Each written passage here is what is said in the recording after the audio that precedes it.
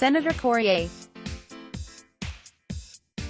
Booker rolled out a new strategy in Iowa on Monday to finally get his presidential bid noticed, launching a six-figure TV ad buy and front-loading his resources in the state that holds the nation's first nominating contest. But the New Jersey Democrat is racing the clock to qualify for the next debate Jan. 14 and break though with voters before Iowa's caucuses February 3. The 60-second ad, which started airing in the Des Moines and Cedar Rapids areas, overlays images of Mr. Booker with his positive rhetoric about the unquenchable spirit of the American people. The call of this election is the call to unite in common cause and common purpose because we know that our fates are united, that we have a common destiny. Mr. Booker says, and as your president, that's how I will move us forward together. Mr. Booker's campaign team previewed the ad blitz in a recent memo outlining its push to get Mr. Booker onto the presidential debate stage in Des Moines and to put up a good showing in the February 3 caucuses. We are front-loading our plan January by early in the month to help us run at both of our core goals, to reach Iowans while the final debate qualifying polls are in the field and in the persuasion window before the caucus, campaign manager Adisu Demisi said in the memo to supporters. Mr. Demisi said a strong performance in Iowa is essential to Mr. Booker's path to victory and that his TV presence will expand if the campaign can exceed its fundraising targets. But the rosy tone of Mr. Booker, who is running on a message of radical love, is arguably out of place during an election season when Democratic voters are steeling for a fight against President Trump and are prizing electability as a defining feature for their candidate of choice. Candidates such as Sens. Bernard Sanders of Vermont and Elizabeth Warren of Massachusetts have essentially cornered the market on the far left, while more moderate contenders such as Mayor Pete Buttigieg of South Bend, Indiana, and Sen. Amy Klobuchar of Minnesota have sounded concrete and reasonable, said Democratic strategist Scott Furson. And Cory Booker is sort of soaring rhetoric, inspirational. I'm not sure that's a match for the time. I think that's his problem, he said. Mr. Furson complimented Mr. Booker's ground game in New Hampshire, which holds its first in the nation primary Feb. 11, but said the senator's in-person connections aren't necessarily translating to broad support. People think he's the best, who have seen several candidates in person. I think he works very well, he said.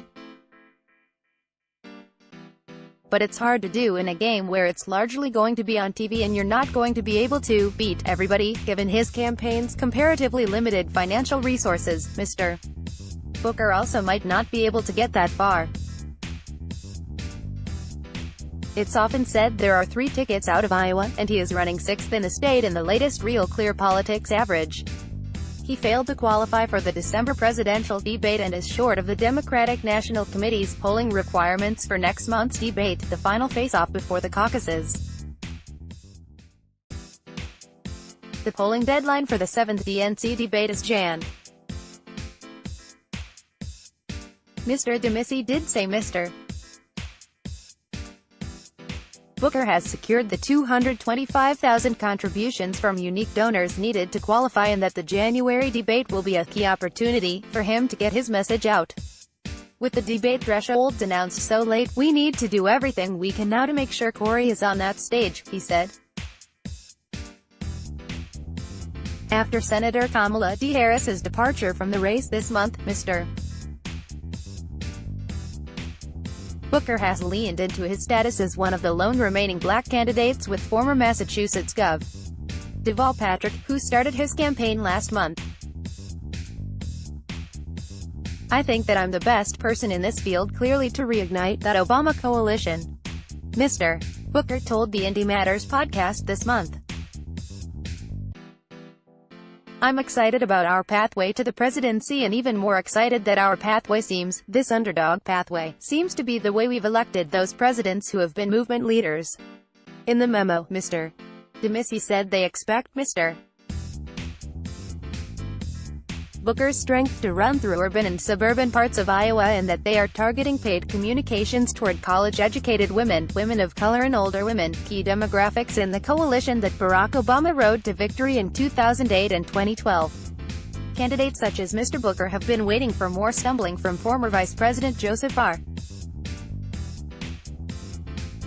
Biden, who has maintained a lead in national polling despite a string of campaign trail gaffes and persistent questions over his son Hunter's business ties to Ukraine. But even as he has slipped in Iowa and elsewhere, Mr. Biden has retained a consistent lead in his firewall state of South Carolina, where black voters make up about 60% of the Democratic primary electorate. He boasted Monday that he has overwhelming support from the black community, more than everybody else combined running for office. Mr. Biden said at a campaign stop in New Hampshire. "They know my heart. They know what I've done." Mr. Booker has pointed to Mr.